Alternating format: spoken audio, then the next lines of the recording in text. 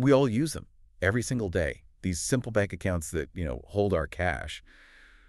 But if you think a checking account, a savings account, and a money market account are all basically three peas in a pod, you're missing out on centuries of history. Oh, absolutely. And decades of some really bizarre regulations that have just fundamentally shaped how they all work. Exactly. They have these secret histories, these surprising sort of regulatory shackles, and totally different rules of engagement depending on where in the world you live. Indeed. I mean, these accounts are really the foundational products of modern finance, but the specific features, the restrictions, they're rarely understood by the average person. Right. You shared some great sources with me detailing these transactions, savings, and money market accounts, and I think our mission for this deep dive is pretty clear. Let's lay it out. We need to unpack these three fundamental financial tools. We'll compare their functions, trace their surprisingly old origins, and really highlight the regulatory differences that dictate how your money grows. Or in some cases, why it doesn't grow at all. Exactly that. So our big question then is the practical one. It's the one everyone needs to know the answer to. What is the actual tangible difference between keeping, say, $10,000 in a transaction account versus a high-yield savings account or a money market deposit account? And crucially, why do these differences even exist? We're going to take a shortcut to being deeply well-informed about the financial products you literally interact with on a daily basis. And to set the stage for all of that, these three accounts really represent the core mechanism of what we call liquid money management. Liquid money. And this deep dive will, I think, clearly demonstrate that their features, things like interest rates, withdrawal limits, whether they let you write checks, they are far from arbitrary. They are the direct result of decades of intense financial regulation, a lot of it dating back to the Great Depression, actually. Wow. And that's combined with institutional strategy, banks looking to make a profit. At its heart, we are looking at a fundamental trade-off. It's the trade-off between accessibility, which we call liquidity, and earning power, which we call yield. Historically speaking, the more accessible your money is, the less it's going to earn. Okay, let's unpack this. We have to start with the most immediate, the most accessible account out there, the transaction account. This is, for most people, the absolute financial hub of their daily life. It really is. It's the one that gets called a checking account, a current account, a demand deposit account. The list goes on. And what's fascinating here is how that terminology, all those different names, reinforces its main function. Transaction accounts define liquidity. Right. Available on demand. Exactly. Fundamentally, these accounts hold funds that are available on demand for immediate access. That's why in economic terms, the money in them is considered liquid funds. And if you're an accountant, it's literally classified as cash or cash equivalent. Meaning it's assumed to be instantly convertible. Instantly. There's no waiting period. And the names are they're everywhere. Yeah. It's incredible how one core function has so many different labels across the globe. It really is. You've got current account in the UK, Hong Kong, India, Australia. Then there's checking account in the US and Canada. The classic North American term. And if you belong to a credit union in North America, you might even call it a share draft account. But all of these names, they all point back to that single core function, immediate on-demand payment capability. And the historical context here is just truly illuminating. It shows that the foundational principles of this account far predate our modern financial system. The concept of the transaction account, or maybe more accurately, the written instruction for payment. The proto-check. The proto-check, exactly. It originated in Holland in the early 1500s. The 16th century. That's remarkable. We think of banking as this, modern invention, but this goes back to the dawn of global commerce. It really does. Amsterdam was, at the time, rapidly developing into this major hub for trading, for shipping, for commodities. And all of this led to merchants accumulating just significant amounts of physical cash or precious metals. Which I imagine was a huge security risk. A massive one. Carrying or even just storing this kind of wealth posed enormous risks. So, to mitigate this, people began depositing their money with specialized cashiers or depositaries, and they'd pay a fee for that service. So the initial value proposition was just security. It wasn't about transactions at all. Precisely. It was a safe deposit box, essentially. But competitive pressure, as it always does, drove innovation. Right. These cashiers soon realized they could offer additional services to attract more customers. And the most critical innovation was agreeing to pay out money not just to the original depositor, but to any third party who presented a written, signed order from that depositor instructing the payment. Oh, The okay. cashier would then retain that note as proof, as a receipt, that they had executed the payment as instructed. So the financial instrument, the written order, it actually precedes the formal institution of a bank. That little written order is the genesis of the check. It is. It's the birth of the check. And this concept, of course, spread globally along the trade routes. We see it emerging in the colonies. For instance, in Boston in 1681, landowners were mortgaging property to cashiers and then writing checks against that account. Just like the Dutch clients had done over a century before. Exactly. The model was proven. And then the whole process became much more formalized in the 18th century, particularly in England, as the sheer volume of trade just exploded. The volume created friction, I assume. You Oh. can't just run on handwritten notes forever. You can't. By the late 18th century, you see these really practical steps being taken towards standardization. We saw the adoption of pre-printed checks, serial numbers for tracking, and the word check itself becoming common. But you mentioned the most important structural development was something else. Yes, the clearinghouse system. Imagine the administrative nightmare for a moment.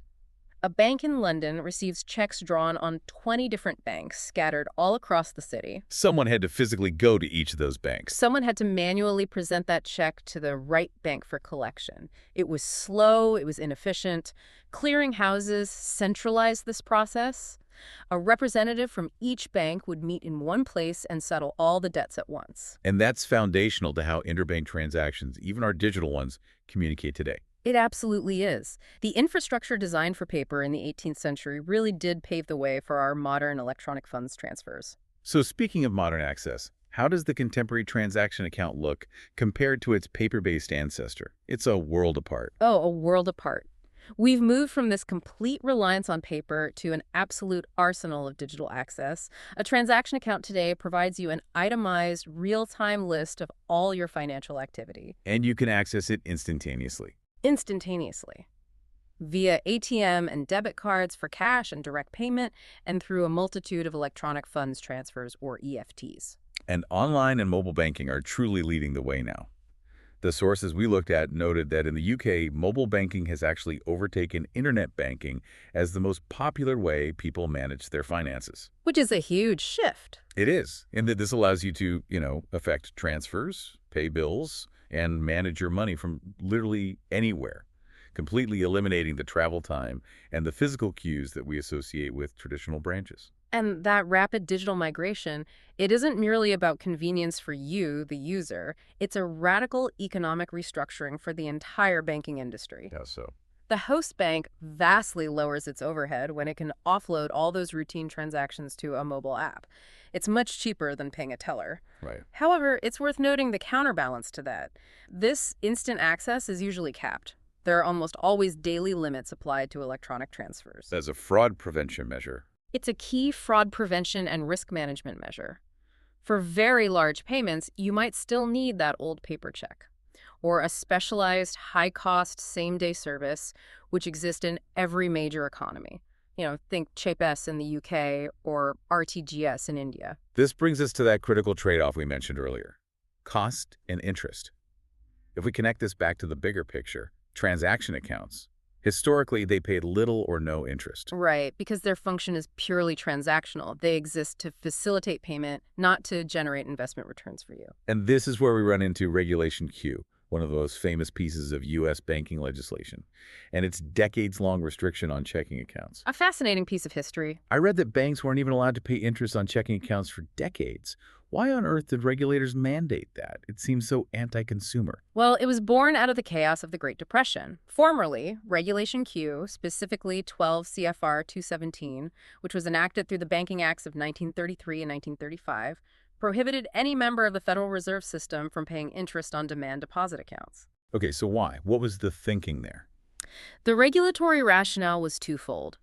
First, it aimed to prevent what they saw as excessive and risky competition among banks. Regulators believed that banks competing fiercely on deposit interest rates had contributed to instability and bank failures in the Oh, it 1920s. was a stability measure. The stability measure, yes. Yeah. And second, it ensured that the money banks held in checking accounts remained stable and, crucially, inexpensive for the bank to manage. It was a cheap source of funds. But banks are masters of circumventing regulation. I have to assume they found a loophole somewhere. They absolutely did. And that's the fascinating ingenuity of finance, isn't it? This prohibition led directly to the creation of account types like the negotiable order of withdrawal account, The NOW account. the NOW account. Right. Legally, a NOW account was structured so that the fine print required notice, though it was pretty much always waived in practice, for a withdrawal. And that technicality meant it was not legally a demand deposit account. That's clever. This clever legal distinction allowed institutions to pay interest while remaining compliant with the letter of Regulation Q. So the name was essentially a technicality. It was a workaround to offer interest without violating a nearly 80-year-old law. Precisely. And the truly significant shift, the end of this whole era, came with the repeal of the statute. The Dodd-Frank Act, signed in July 2010, included a section that formally repealed the legal prohibition on interest-bearing demand deposit accounts. So that was the death of Regulation Q's restriction. It was. And that change took effect on July 21st, 2011. Since then, U.S. banks have been permitted to offer interest on checking accounts, but they aren't required to. How has that actually played out in the market? It has allowed for more diversification, but the overall market hasn't, dramatically shifted. Your typical checking account from a big bank still offers negligible interest, often less than 0.1%. A tiny amount. But we have seen the rise of high-yield checking accounts. I was just going to ask about those. What is the bank's motivation for offering a high-yield checking account if the money is so liquid and potentially unstable? They use them as loss leaders. Ah. They use them to drive relationship banking. They might pay a much higher rate, sometimes 1%, 2%, or even more, but that interest payment is usually conditional. There are strings attached. Always. You have to meet specific requirements like a minimum number of debit card transactions per month, setting up direct deposits, or maintaining a specific relationship balance across several accounts. So the bank makes up the cost by securing the entire customer relationship. Exactly. That leads to profitable lending, credit cards, or wealth management cross-selling. The interest they pay you is really just a marketing expense for the bank. But for you, the customer, it's a highly liquid earning account. So conceptually, if you have that $10,000 and you want to use it for daily transactions, a standard checking account will give you zero return, but maximum access. A high-yield checking account provides that access and a return, but it requires you to change your behavior to comply with their rules. That's the trade-off perfectly summarized. Okay, let's shift gears. Now we shift completely to the savings account. If the transaction account is the freeway of your finances, constantly moving, the savings account is the secure, long-term parking garage. I like that analogy. This is where you put money for safety and growth, explicitly not for daily transactions. And that's the key distinction, and it dictates the entire structure of the product. So what are the defining features of this category? The core purpose is crystal clear. It's a safe place to hold cash, and it's typically accruing compound interest over time. Crucially, the restrictions that come with it reinforce this idea of stability. Savings accounts often include a limited number of withdrawals, a lack of check writing ability, or a linked debit card for general spending, and they absolutely cannot be overdrawn. It's meant to be tucked away. Which allows the bank to confidently use those deposits for lending. Exactly. And historically, the sources we saw note the use of the physical passbook, which I think gives a real sense of physical permanence to the account. It does. I remember my parents having one. The passbook savings account, while it's mostly electronic today, is this powerful historical relic. It physically recorded every single transaction, reinforcing the idea of a stable, documented accumulation of wealth. And the other critical feature is safety. Yes. Deposit insurance is required or government guaranteed in many, many countries. This guarantees the security of your principal, which is why a savings account is the default safe harbor for your emergency fund. And we see different varieties of these accounts, too, often serving specific demographics or goals. I've heard of specialized accounts for young savers or for retirees, or those old Christmas Club accounts where you save specifically for a holiday expense. Right. The purpose dictates the structure. This raises a really important question, though. What defines high yield in this savings category? Because just calling something a savings account doesn't necessarily imply a great return, does it? Not at all. Not unless you specifically seek out an HYSA. A high-yield savings account, or HYSA. This is the modern evolution of the savings account, really designed to compete for customer deposits in a more aggressive way. They are simply savings accounts that pay a much higher interest rate, often because they're run by institutions with lower overhead, like online-only banks, or because they're aggressively competing for market share. So it's not a fundamentally different product, just a better-paying version of it. Exactly. Our sources indicate that HYSAs typically earn 10 times more interest than a normal legacy savings account offered by a big brick-and-mortar bank. 10 times. That's a huge difference. It's massive, and this makes them a fantastic option for short-term investing. Money you need access to in the next 1 to 5 years, but not on a daily basis. They sort of blur the line between passive safety and active short-term growth. So now let's look at how regulators treat savings differently than transaction accounts. And for this, we have to focus on the US and the history of Regulation D. This is the second major regulatory pillar we need to talk about. Regulation D. If Regulation Q defined what a checking account couldn't do, which was earn interest, Regulation D defined what a savings account couldn't do. Which was be highly liquid. Exactly. Section 204.2D of Regulation D previously limited withdrawals from any savings account to just 6 transfers or withdrawals per month. 6 transfers per month. To a modern consumer, that sounds impossibly restrictive. Why did that constraint exist for so long? It was all about stability and classification for the banks. Regulation D required banks to hold smaller reserves for accounts they classified as savings versus demand deposit accounts. So it was a benefit for the bank. A huge one. By limiting the monthly transfers to 6, the Federal Reserve essentially guaranteed that those accounts would be used for long-term holding, not for daily transacting. This encouraged customers to plan their withdrawals. Which in turn contributed to much more stable balances for the bank. Precisely. The bank could look at their entire pool of savings deposits and say, with confidence, this money is stable. We can confidently lend it out for 30-year mortgages and long-term business loans. So it wasn't about punishing the saver. It was about ensuring the entire banking system had stable capital to lend out. It was a stability mechanism designed to protect the bank's lending capital. If customers could drain their savings accounts instantly and frequently, the bank would have to hold much larger, unproductive reserves just in case. This restriction maintained the integrity of the savings classification. But that rule changed very recently, didn't it? It did. This limitation was finally removed in a moment of crisis. The Federal Reserve eliminated the 6 withdrawal limit in April 2020. During the pandemic. The rationale was to provide consumers with greater flexibility and unfettered access to their funds during the immediate economic uncertainty of the COVID-19 pandemic. So technically today, a U.S. bank could allow unlimited withdrawals from a savings account. Yes, the federal requirement is gone. However, the sources we looked at noted that some banks voluntarily continue to impose those limits even into 2021. Why would they do that? It often stems from their own internal operational systems that were built around that rule, or simply their desire to keep consumer behavior aligned with that original stability goal. Functionally, you are still encouraged to keep savings separate from your transaction activity. And one key practice remains popular, which is linking the 2 accounts. Yes, linking your savings account to your checking account at the same institution remains the primary way to avoid those painful fees you get from inadvertent overdrafts. That provides a great look at the U.S. regulatory framework.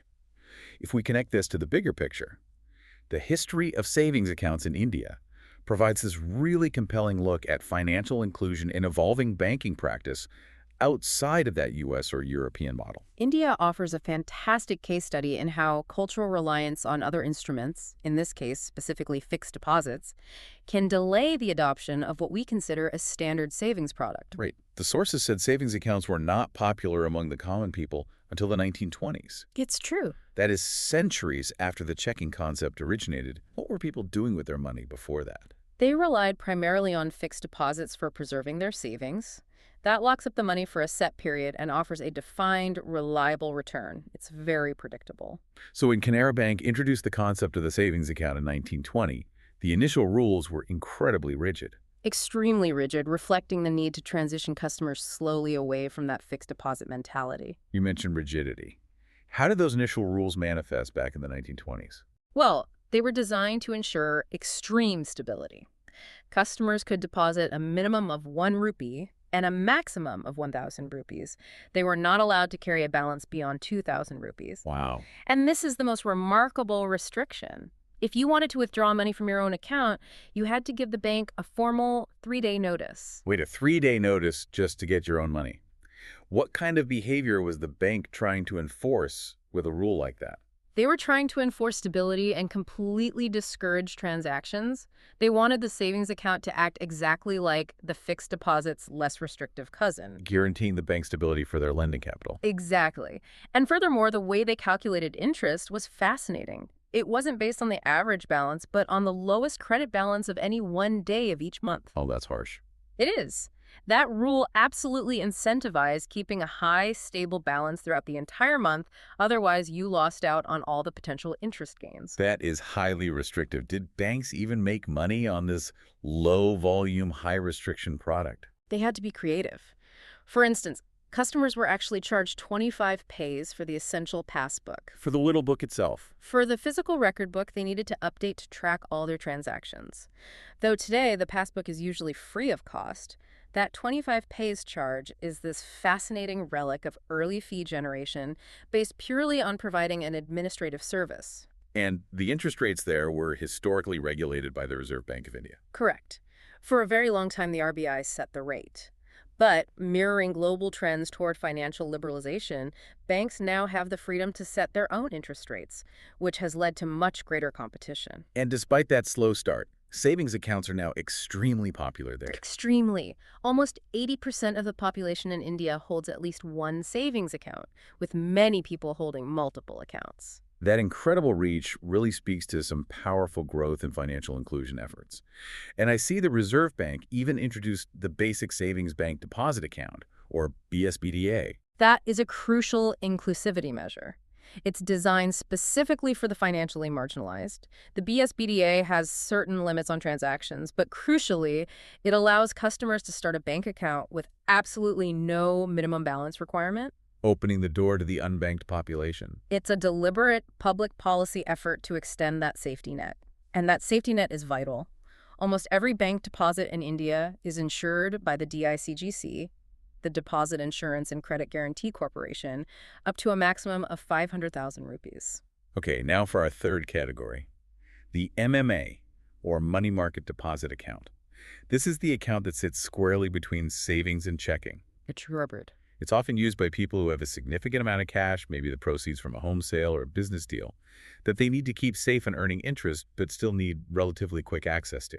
The core definition of an MMA is simple, but it's really important. It is a deposit account that pays interest based on current interest rates in the money markets. Okay, so not just an arbitrary rate set by the bank. Right. These rates tend to float and react very quickly to Federal Reserve rate changes, unlike the more fixed internal rates of many standard savings accounts. So you get a higher yield, but with more strings attached compared to a standard checking account. Exactly. The interest rates are generally higher than ordinary savings and transaction accounts, which makes them very attractive for holding large amounts of cash. But to qualify for these rates and to avoid the monthly maintenance fees, they usually require higher minimum balances than either of the other two account types. What about their regulatory status? Are they considered savings or checking? And importantly, which insurance structure applies? They are regulated under terms that are very similar to ordinary savings accounts. Crucially, they are offered by banks, and they are insured by the FDIC in the US. So they're safe. They're safe. And while they may provide checking services, you can write checks against an MMA, the historical restrictions of Regulation D, which limited the outward transfers, discouraged their use for daily payment purposes. It kept them functionally closer to being a savings vehicle. This raises a really important question. One of our sources highlighted as a persistent source of consumer confusion: money market accounts versus money market funds. The names are so similar, people just assume they are interchangeable. We have to spend time on this. This is a crucial distinction because it defines the risk profile and the security of your money. We have to separate the concept of a bank deposit from a Wall Street investment. So let's use the insurance safety net as the clear dividing line. Which one is guaranteed? The money market account, MMA, is a bank product. It's a deposit account, and it is FDIC-insured in the US. That means, just like a checking or savings account, if the bank fails, the government guarantees your principal up to the standard limit. It's extremely safe. It is extremely safe. Backed by the full faith and credit of the U.S. government, it is functionally a super savings account. And the fund is where the risk comes in, even if that risk is very small. Exactly. The money market fund, MMF, is completely different. It is a mutual fund. It's managed by brokerage firms or investment houses, not a bank. It invests in high-quality, ultra-short-term money market securities, things like treasury bills, commercial paper from stable corporations, and certificates of deposit. And since it's an investment, it's not FDIC insured. Correct. They are not FDIC insured. Now, historically, MMFs are designed to hold their value at $1 per share. They break the buck only in extremely rare financial crises. But they are still investments. They carry a non-zero risk. A negligible but very real investment risk. This distinction is paramount. One is guaranteed principal, that's the MMA. The other is a high-quality investment with non-zero risk, that's the MMF. And that difference should determine how you allocate your emergency savings versus your short-term investment capital. Okay, let's unpack the dramatic U.S. history that brought the MMA into existence. It's a clear example of the market responding to regulation. This account was explicitly created by the government to solve a market problem. It was a direct legislative response. Back in the 1970s and early 1980s, the U.S. was experiencing very high inflation, and that meant interest rates soared. But banks, still shackled by Regulation Q, couldn't pay competitive rates on their checking or savings accounts. So where did all the money go? Consumers started taking their money out of banks in droves and pouring it into those new, uninsured money market funds offered by brokerage houses, which could legally pay those high market rates. This process was called disintermediation. The banks were being cut out of the middle. They were losing their core funding source, their deposits. That must have absolutely terrified the established banking system. It was a full-blown crisis for them. Congress realized they had to give banks a competitive product to bring those deposits back, but one that still fit within their regulatory model. This led to a process of phased deregulation. And that started with the Depository Institutions Deregulation and Monetary Control Act of 1980. That mouthful of legislation, DIDMCA, yes. That was the beginning of the end for the strict interest rate controls. It set in motion the phase-in of deregulation, allowing a wider variety of account types and slowly eliminating interest rate ceilings on deposits. It paved the way for competitive products. It did, and the actual money market account was finally born 2 years later. Through the Garn-St. Germain Depository Institutions Act of 1982. Correct. That act authorized the creation of the M&A, specifically designed to compete head-to-head with those popular but uninsured money market funds. It went into effect on December 14th, 1982. What were those original 1982 launch rules?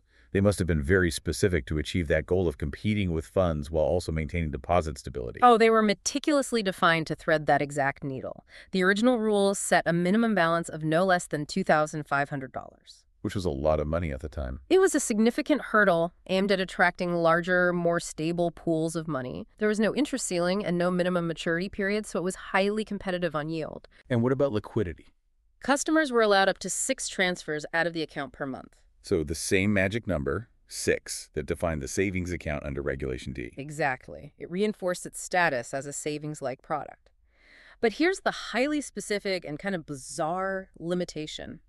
Of those 6 outward transfers, no more than 3 could be by check. Only 3 checks. Only 3. However, unlimited withdrawals by mail, messenger, or in person were permitted. That's such a strange rule. Why limit checks specifically to 3? What was the thinking there? It was regulatory fine-tuning. The banks wanted that stable $2,500 balance, but they knew customers needed some form of transactional access to justify choosing the MMA over a pure Right, MMS. you need some utility. By allowing 3 checks, they offered just enough checking functionality to be useful, but the strict limit ensured the account wouldn't be used for daily transactions, which preserved the stable lending capital needed for those lower reserve requirements. And how did this specific account type evolve over the next decade or so? Right. The trend was always toward greater flexibility.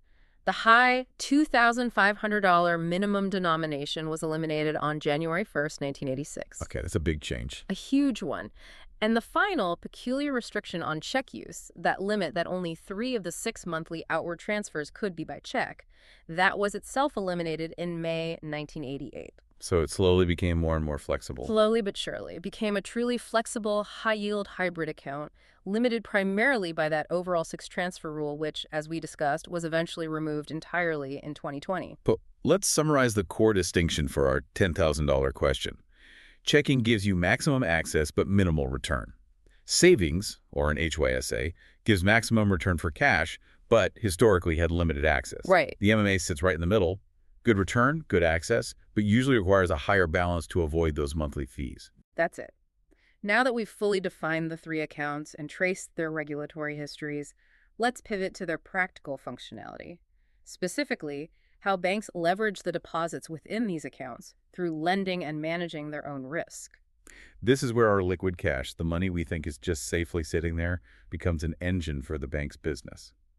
Let's start with one of the most common forms of lending tied directly to the transaction account, the overdraft. An overdraft is technically a short-term loan. It occurs when your withdrawals exceed the available balance, resulting in the account having a negative balance.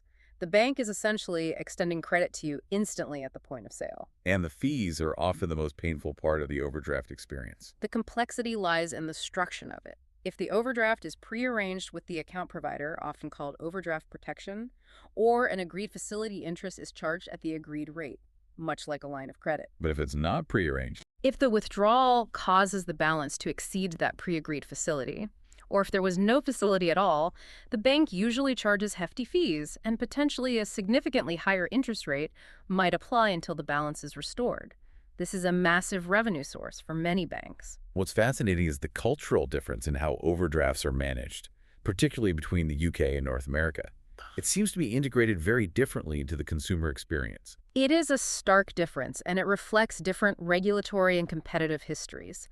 In the UK, virtually all current accounts offer a pre-agreed overdraft facility. It's just standard. It's standard. The size is based on your credit history and affordability, and you can generally use it at any time, often without receiving an immediate fee, though interest does accrue. It's treated as a flexible, though expensive, line of credit. In North America, particularly the US, it's treated more like an optional insurance policy you have to buy. That's a perfect analogy. Overdraft protection is often an optional feature of a checking account that the customer must apply for permanently.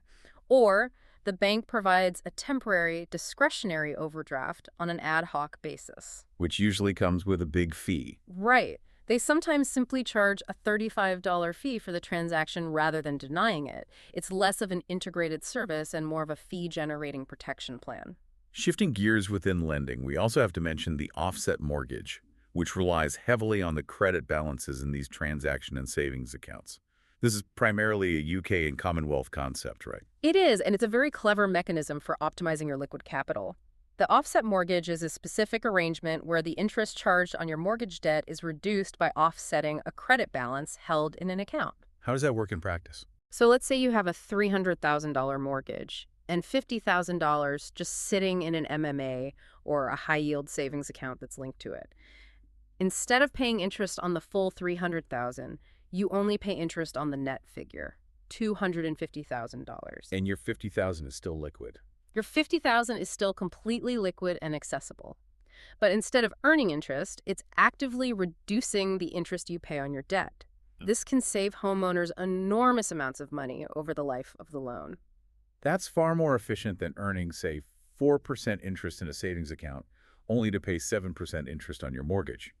You're getting a guaranteed 7% tax-free return, by avoiding the debt interest. Exactly. And the ability to link these different account types, checking, savings, and MMAs to a single mortgage product really demonstrates how interconnected these tools are within the bank's lending ecosystem. Here's where it gets really interesting for me. The true cost of banking, especially when you compare the UK and US models of the transaction account. We have to talk about the myth of free banking. This myth is entirely dependent on your geography. In the UK, free banking has indeed been the norm for basic current accounts since a specific, highly competitive shift back in 1984. Tell us the story of that 1984 competitive shift again, because it perfectly illustrates how market pressure dictates consumer costs. It was a pure competitive gamble. Midland Bank made the decision to scrap all current account charges in a bid to grab market share from its competitors. It was so successful that the other major institutions, Lloyds, Barclays, NatWest, they had no choice but to follow suit or hemorrhage customers. They were forced into it. As a result, in the UK, free banking means precisely that. It's free for basic transactions and account maintenance. Account holders are generally only charged if they use an add-on service like an overdraft, but the core transaction service is a market expectation, not a paid service. Now, contrast that dramatic success story with the U.S. context. While checking account options without monthly maintenance fees do exist, about a third of accounts, I think the majority still charge them. Yes, and the cost is substantial. A detailed survey showed the average monthly checking account maintenance fee in the U.S. to be $13.47 per month. $13.47 a month. Multiply that across a year, and that translates to $161.64 per year, just for the privilege of accessing your own liquid cash. So the U.S. consumer is effectively paying a significant annual fee for a service that the UK consumer, due to a competitive market decision decades ago, receives for free. Why does this fee persist so strongly in the U.S.? The persistence is complex. It involves structural differences in the regulatory environment, the fact that U.S. banks rely heavily on interchange fees, those fees charged to merchants when you use your debit card, and crucially, the lower overhead models of the online-only banks. Direct banks with fewer branches and physical infrastructure can afford to offer low-cost or free banking and high-yield accounts to attract customers nationally. But where competitive pressure is lower, or where customers still rely heavily on physical branches, the maintenance fees persist to cover that operational cost. That raises an important question. What mechanisms do banks use to mitigate the risk of customers constantly overdrawing their accounts, especially when those overdraft fees are so critical to their revenue model? Here we have to discuss consumer reporting in the U.S., which specifically tracks debit history. There are agencies like check systems, early warning services, and telecheck that track how people manage their checking accounts. What do they look for? They're monitoring your history of bouncing checks, excessive account fees, or persistent overdrafts. So it's essentially a specialized credit score, but just for your debit activity. Exactly. And banks use these agencies to screen checking account applicants. The consequences for a bad history or a low debit score are severe. You may be denied a standard checking account altogether. Wow. The bank cannot afford to take on a customer whose history suggests the account will be repeatedly overdrawn, leading to potential losses and administrative complexity for them. This mechanism ensures that the transactional privilege remains available only to those who can manage it responsibly. This means that the high-cost structure in the U.S. not only extracts fees from consumers, but can also contribute to financial exclusion for those who struggle to maintain a stable balance. It absolutely does. Being denied a checking account often forces consumers into expensive alternatives like check cashing services or prepaid debit cards, which just perpetuate the cycle of being underbanked and facing higher transaction costs for everything. Okay, let's do a quick recap. We've taken a deep dive into the three cornerstones of personal finance, and we've uncovered the surprising historical and regulatory forces that shape them. We have the highly liquid, transaction-focused checking account, born out of 16th century bookkeeping and, in the U.S., liberated by the 2011 repeal of Regulation Q. Right. Then you have the interest-earning, stability-focused savings account, often optimized as an HYSA, whose function was historically defined by Regulation D's limits, which were aimed at maintaining stable bank lending capital. And finally, the hybrid MMA, which blends a higher yield with some check writing functionality, a direct product of 1980s US.The regulation intended to rescue banks from the threat of money market funds.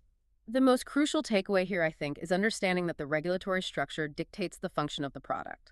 The history of Regulation D shows that withdrawal limits weren't designed to arbitrarily restrict savers, but to stabilize bank lending capital by encouraging planned withdrawals. The interest you earned was the trade-off for the bank's stability. And that distinction on insurance is key. Absolutely. The distinction between FDIC-insured MMAs and uninsured money market funds is vital for your risk assessment. It ensures you know exactly how secure your deposit is before you entrust it to a bank or an investment firm. So what does this all mean for you, the consumer, as you're choosing where to place your liquid funds? Here's final provocative thought.